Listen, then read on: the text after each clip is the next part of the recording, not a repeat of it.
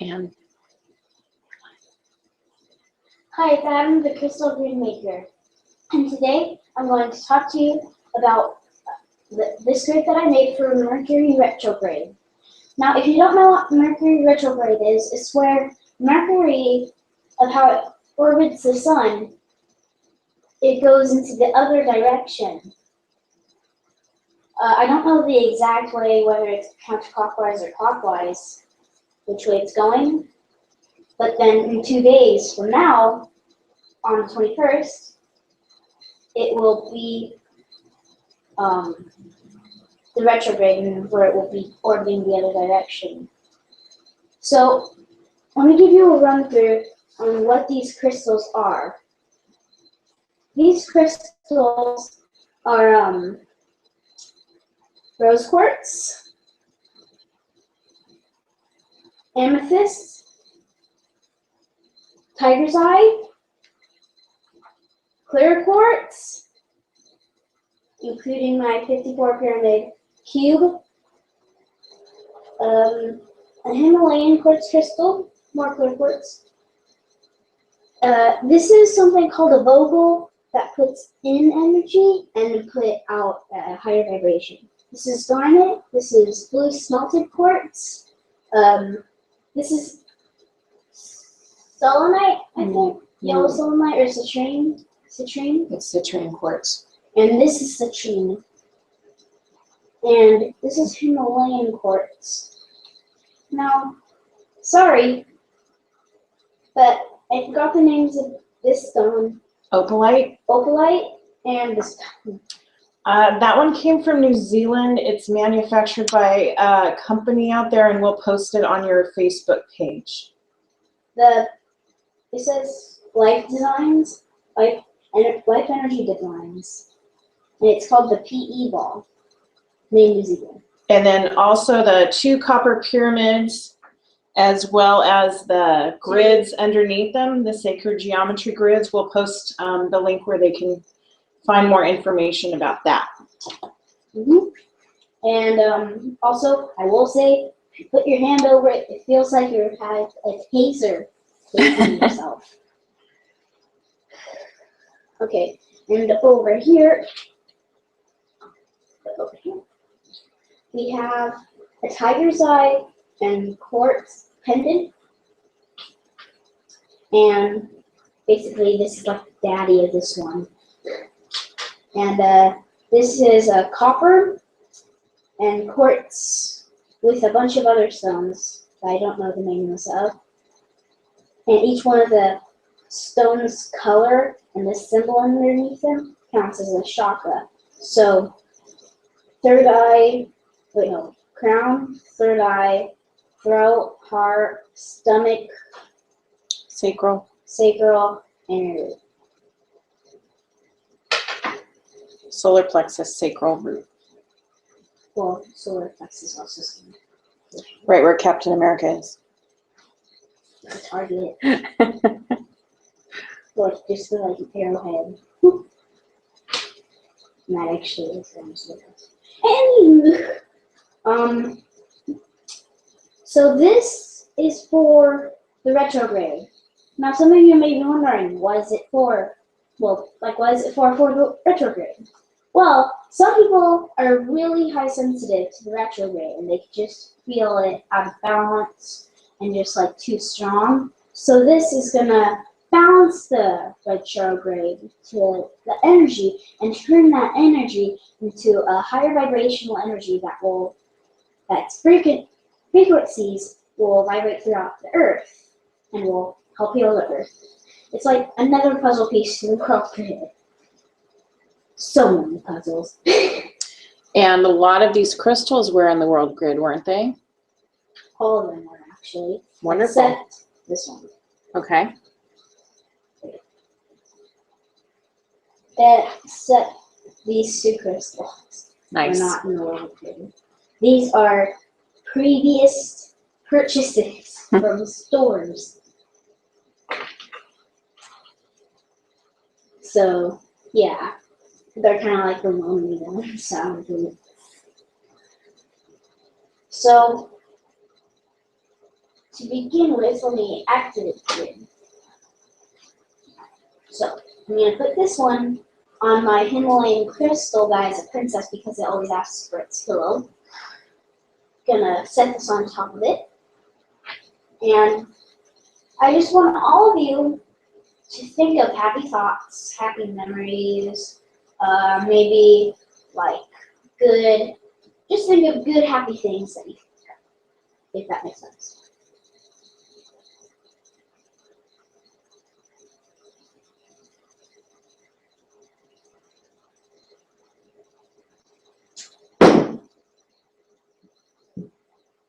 Sorry.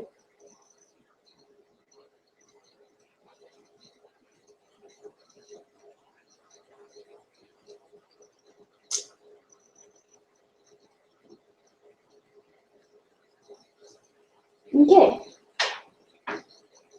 Now it is activated. Simple enough. Now it's just charging itself. So basically, how the grid works is that it's a net across, well, all in all. So that, the rubulated quartz to kyanite, I think I didn't actually say that the kyanite was in the grid. Sorry about that. So all those crystals are lining up to this. Now all these other crystals are going towards that, even though that they look like this. Like a fraction of the energy that pointing at all these will go here, and then the rest of it will go to the rubulated quartz. So basically, imagine the rubulated quartz is a big chest of energy. So the Himalayan quartz will go all along here and stop, take off like 1/3 of its energy and put it in here. Then the rest of it will go along here and then here, and then the same thing here. 1/3 of it goes here, the rest goes here, and then the same thing here, here, 1/3 of it stay here, all the way over there. 1/3 of it back over here, and go over there, and all the way over 3/3 of it, entirely over. And then, well, it'll take like 10 minutes maybe, because of how powerful this grid can be. So, even the copper is like electrifying, bigger than taser. So, is there any questions about the grid that you could type in the chat?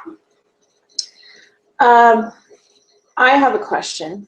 If someone is sensitive, how can they tap into the grid itself? Would it help them to, say, meditate with a picture of it? Do you have any suggestions, like if they're viewing the video right now, whether it's live or whether you're replaying it, as a way for them to connect, especially, is there a certain chakra or a certain part of their energy field that they should try to connect with the grid in order to, you know, balance out their sensitivity so far as what happens with Mercury in retrograde? 'Cause sometimes in Mercury in retrograde, things can get really emotional, people can get overwhelmed, there's a lot of different confusion, some people find it hard to focus. For starters, that's the biggest question that I have ever heard in my entire life. Thank you. And the next thing I'm going to say is, this has vibrations and frequencies that will go throughout the entire Earth. So while it goes throughout the Earth, it's already sort of connecting to you. Now, the only thing that you need to do is just try to feel the energy. And if you can't feel the energy, then just like meditate. And like when you meditate, doing the Earth hand movement would be best. So like the Earth hand movement is get both of your hands. I'll show it which one, and then you can do it with your other hand. Slide your thumb to your index finger. Do that to the other one. Now turn this one upside down, and then put them together. And then this is the Earth symbol. And then after you meditate for maybe like 5 to 10 minutes, or if you just feel like you're in the zone, then you could go under. However you like. And after you connect with the grid, you should feel an immediate difference. You should feel energy coming towards you and energy deflecting off of your energy field, which is both good and good. So, yeah.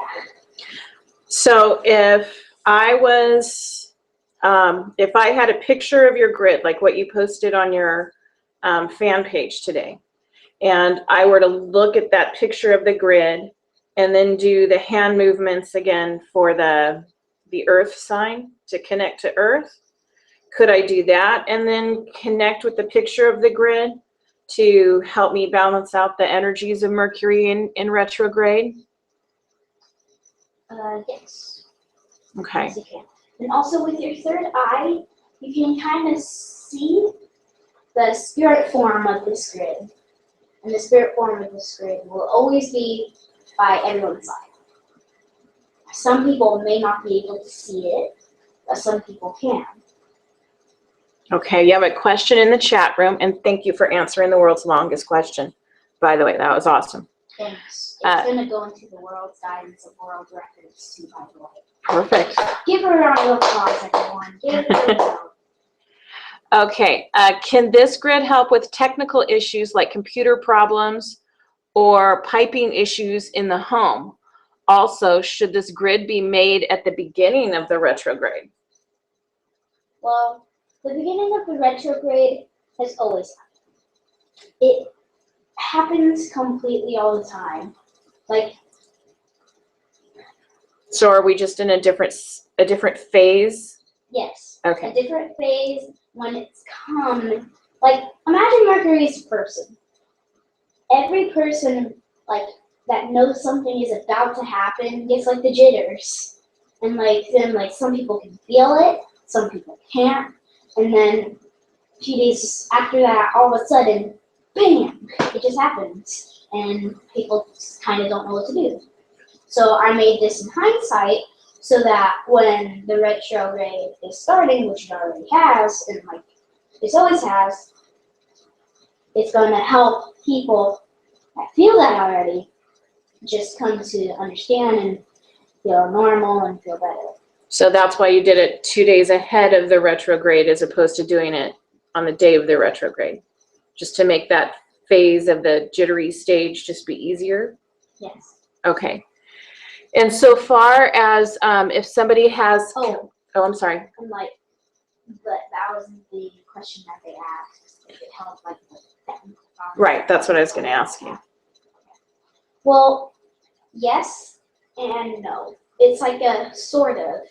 Like, it isn't just going to magically make everything better, but it'll give you the energy and courage and effort to, or at least part of it, like, give you like a jump of excitement, sort of, and like, get your energy up and make you kind of happy, and that'll give you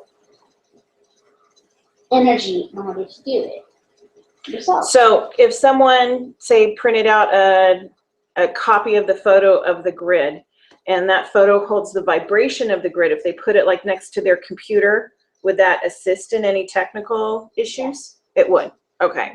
That's why I said yes and no.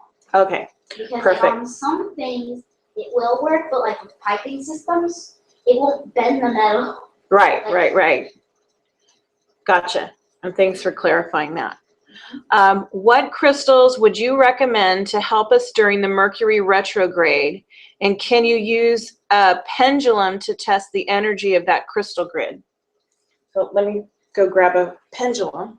And you What's the timer, everybody? 1, No. 3. So what do you think about what crystals would be good for people to have at home Well, to use to balance out and to deal with Mercury in retrograde? well, any of these crystals are pretty good. Like, there can be kyanite, there can be quartz, there can be 2 stacked plates of copper with 2 pyramids of copper over them with the quartz in the middle. if you can have that happen, a blue smelted quartz, citrine, any crystal in this grid. And if you don't have any of these crystals, then you can always use like fluorite would be a good one. Any other kind of quartz would be good. Rose quartz, which is in the grid, and I kind of forgot about that. Is there a particular, like Selenite. a blend of a few different crystals that would be easy for someone to carry around in their pocket or keep on their desk? Amethyst, quartz, and either citrine, garnet, or tigersite. Okay. Do you know how to test the energy over it with the pendulum? I might. Okay. I don't know for sure. I know how to do the yes or no thing. Okay. So hold the pendulum first away from the crystal grid, just so they can see the regular spin of it. Okay, not that far away, Adam, or I can't, but you're out of the camera line. Sit back down where you were, please. Okay. Back where you were. Over to the center, please. Okay, so just hold it over, just hold it like that. Put your hand underneath it, like this. Okay, just so they can get a view for how it spins. Okay, so that's just picking up a little bit of energy. Now, carefully hold it over the center stone and let's test the energy of it. And if that doesn't work for you, I can test it for you.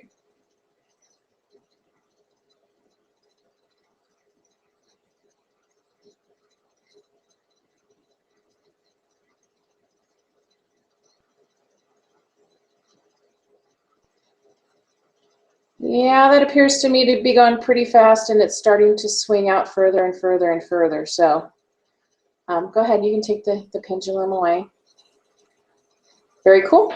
Very interesting. And great question, by the way, for testing the energy of that with the pendulum so everybody can actually get a visual of it. Maybe next time we'll get the dowsing rods out too so you can show them a visual of how the energy actually works. Everyone, do hashtag pendulum. Here's another question. Hi, Adam. Is that a particular grid that would be good to leave displayed all the time? I love what you do. Thank you. So would you leave this grid up all the time, or would you just bring it out and, you know, Mercury in retrograde happens? Like, it always is happening. Okay. Different phases of it. Mm-hmm. So you can have it on all the time if you're super sensitive. But some people don't just want to have this all the time. Some people just want to have it like in January and like around the 21st. Since there are different Mercury in retrogrades that happen throughout the year, like this particular one that's coming up on the 21st presents with, say, different energies that June's Mercury in retrograde will present with. So with each different Mercury in retrograde, would you create a different grid, or would this grid be the same for all Mercuries in retrograde? It'd be different. Okay. It'd be similar, but it'd be different. Okay. And why the hand positions that you use for Earth? How does that help to bring the frequency of this grid? Because, okay, imagine this has light shooting out of the top of it, like that. What's that pyramid called? Near the stratosphere? Oh, here in town, the Luxor? Yeah. Imagine that's the Luxor, that the bottom of it is the same thing. So when it's going up, it's creating a field of energy to whoever it's feeling it, which hopefully is going to be a lot of people. Or scientifically it should be. And then going underneath, that's going to create frequencies. So that's going to be like vibrating through the earth. So when people connect to the earth, they feel that frequency and it can catch them basically. Okay. You have another question in the chat room. What is your opinion on trademark crystals? Do you think it affects the crystals being trademarked? Do you know what that means? I know what trademark is, but I don't know, like... Some people find crystals that are of a certain quality or compound. So let's say you went out and you're out on a hike and you come across a different rock that no one else has found or identified before. And some people will find these particular stones, rocks, crystals, and when they find them, they trademark them.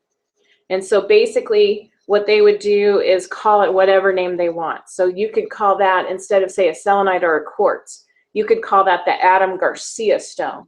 And therefore that vibration of that name is attached to that stone. And some people will actually go so far as to legally trademark that so that everybody that ever purchases that stone, it has that name attached to it. Do you think that that affects the quality of the crystals at all? Or do you think the crystals like that? Do you think that it affects it at all? Well, some crystals, all crystals are like humans. There are humans that don't breathe and walk, but like humans, they have feelings, and some of them get hurt from like saying you love your name. You love being called, like for me, for instance, I like being called Adam. I like Adam. Adam's a cool name. So if someone started calling me Bob all of a sudden, instead of what my real name is, I wouldn't like that so much because I'm so used to being called Adam myself instead of some other person. So some crystals are happy for that, and some crystals aren't happy for that. And they get sad and their energy gets off. And then some crystals are happy for that, their energy gets higher and just more. Bam. Well, that's a good way of putting it. Okay, you've got some more questions. Thanks, Adam, for answering my question. I have been making grids since watching your videos. I often don't know what the grid I'm making is supposed to do, but I find that I sleep better on the first night of making the grid. Do the crystals know what I need, or are they seeking my help? So when she makes a grid, do the crystals know exactly what she needs, or are they seeking her help? Both. They want your help because like some crystals feel like, you know, I'm tired of being just in one place. Let's go together and make it go. So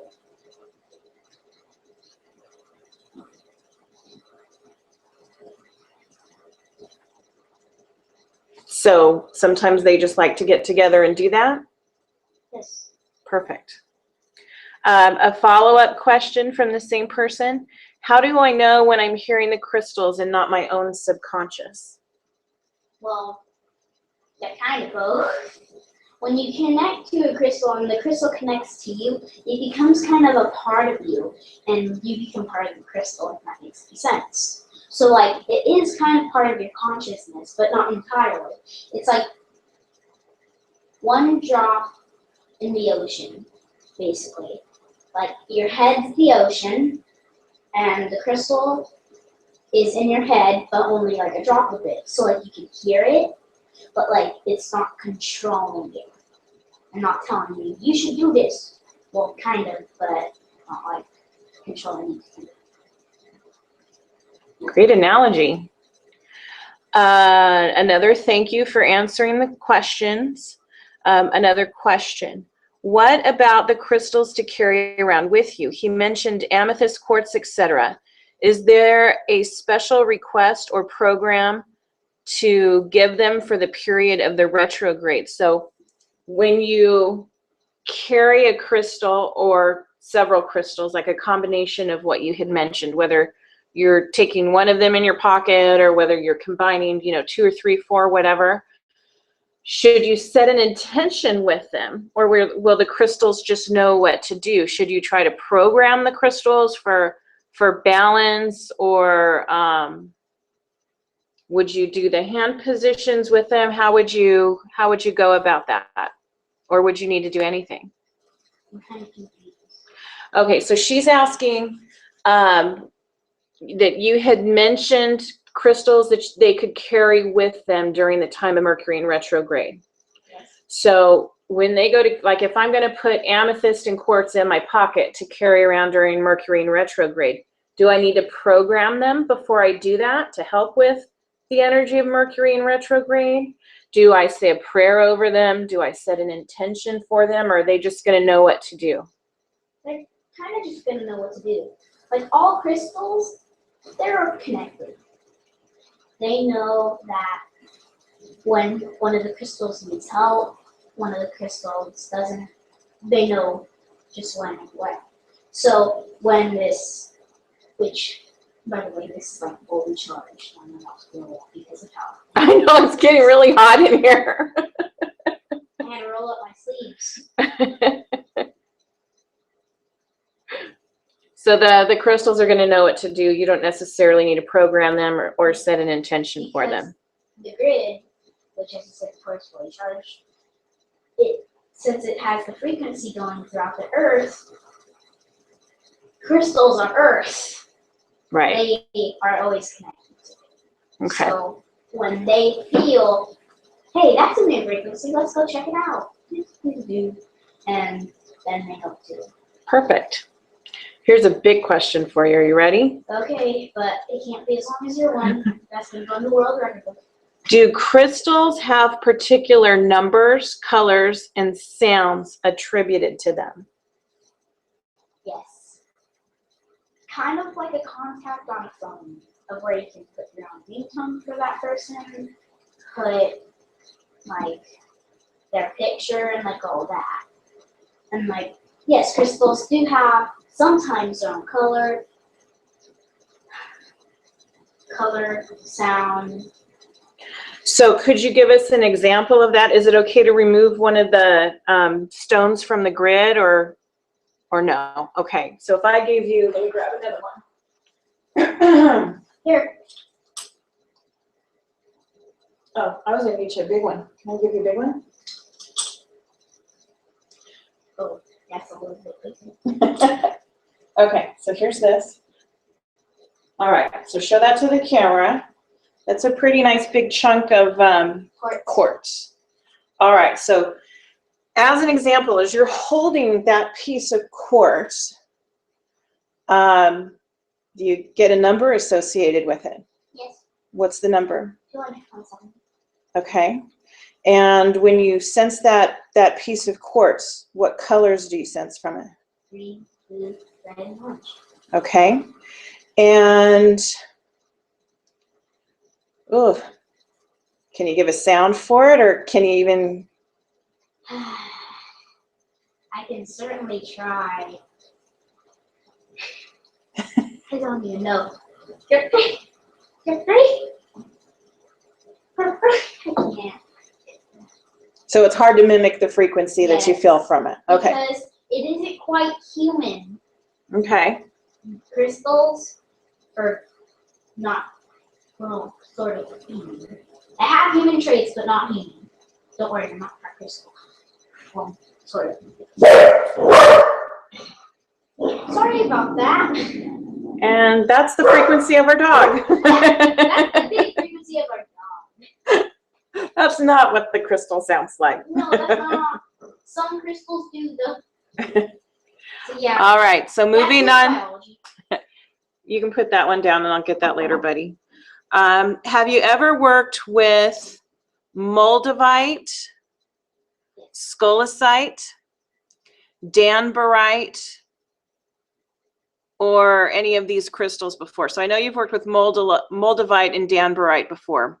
Okay. Scolasite, I don't think so. Before anything, I go by the feeling of the stones. I don't go by the names. So I really do not know the words of the stones that are like super confusing. Like For all I know, a stone could be called supercalifragilisticexpialidocious, and I might be using it every day. Good point. What did you feel? But you do know what Moldavite is, right? Yes, I know.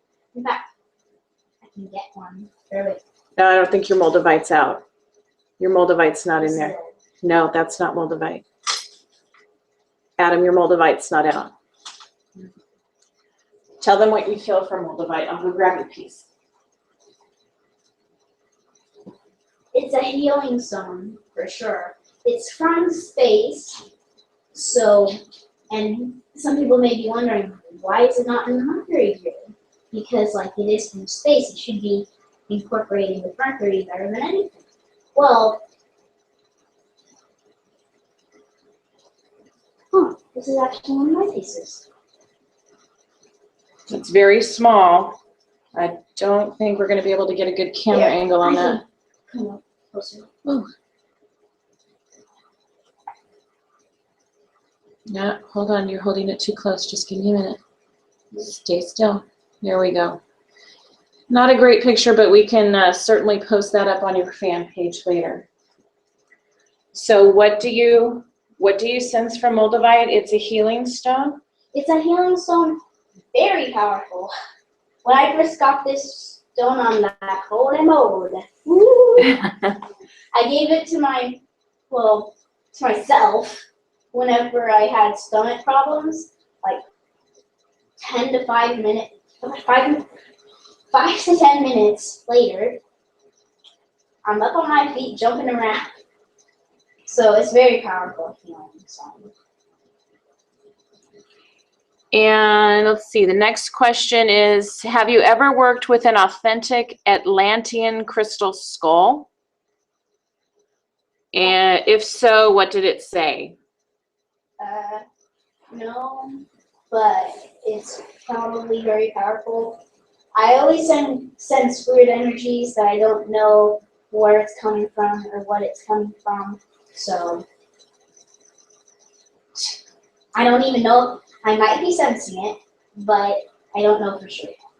Because some people think that I could just feel it by myself, but it's a bridge between spirit and mortal.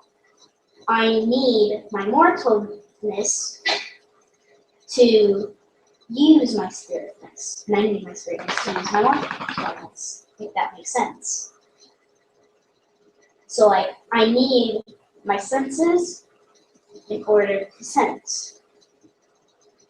That made no sense. I hope you guys knew what I meant. So in order to feel your spirit, you need your humanness. And in order to feel your humanness, you need your spirit. That totally makes sense. Except that humanness and spiritness is not a word, and neither is mortalness. Wait, mortalness might be without it. Another question about the Moldavite. Does that help you, just like you when you held up the clear quartz, that big chunk of clear quartz? Okay. When you hold the Moldavite, I'm curious, do you get a number with that one? Yes. What is it? 3. And 226.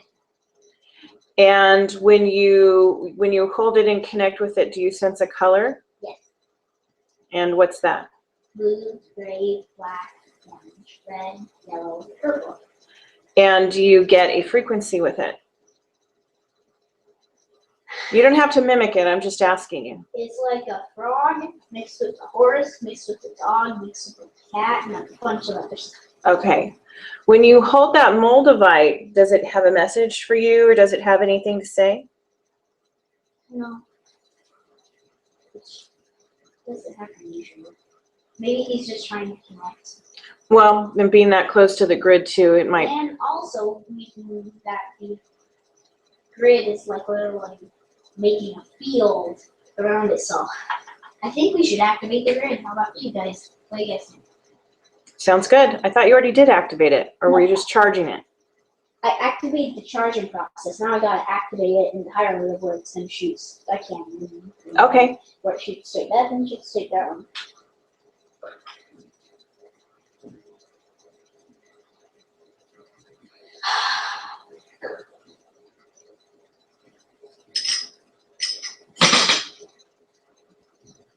And you can see how. Okay. So that's going to be sending it down. I'm going to send it up.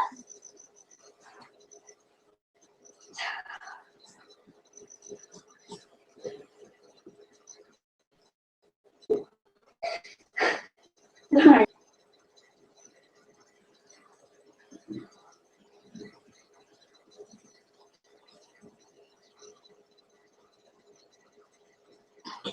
Yay. So now that it's activated, what happens? It's about to send a straight line up, straight line down. Okay. Soon. Not just yet, but soon. 2 more questions, and then I think we're going to have to wind this up. And also, if it's okay with you, I'm hoping to take or a picture, post it on my Facebook page of what this is. And if you don't know what an aura picture is, it sees the energy basically. Perfect. It takes a picture. Here's another question. Do you remember any of your past lives? Were any of them training ground for your current work with crystals? And you can only answer that only if you're comfortable with it.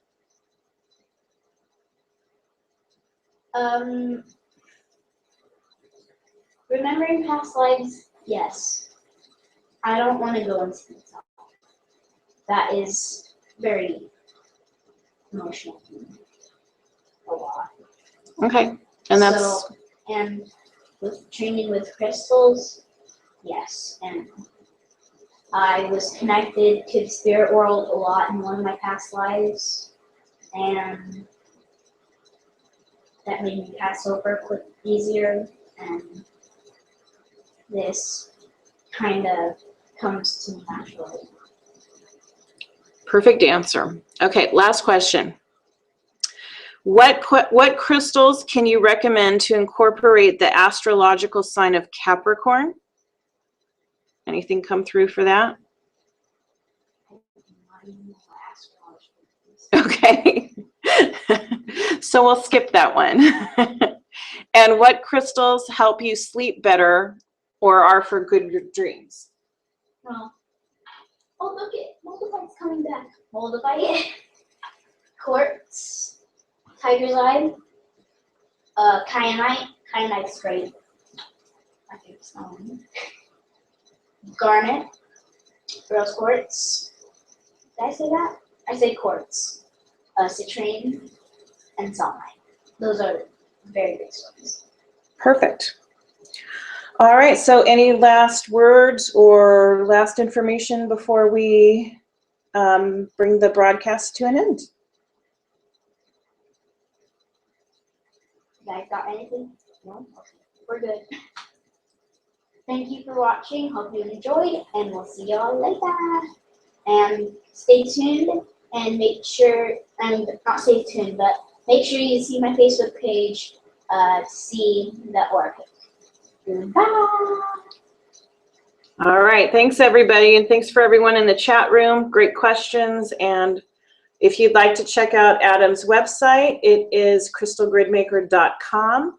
He also has his book on there. And what's your book, Adam? My top one back. Here's one right now.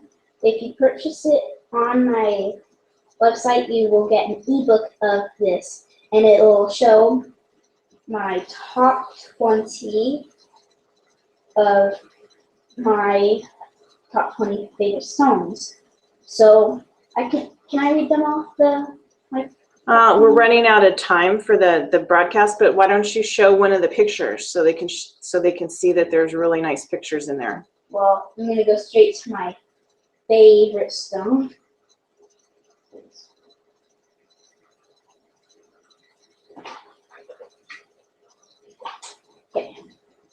You can get it from there. We can see it from there. Kyanite. And here are some pieces of blue kyanite and black kyanite. Blue black kyanite? Yes. Perfect. And also give a good round of applause to my mom. She's the best, and she photographed this book as well. So good job, Mom. My favorite job is being your mom, buddy. And my manager. All right. Well, thanks so much, and tune in next time. Goodbye.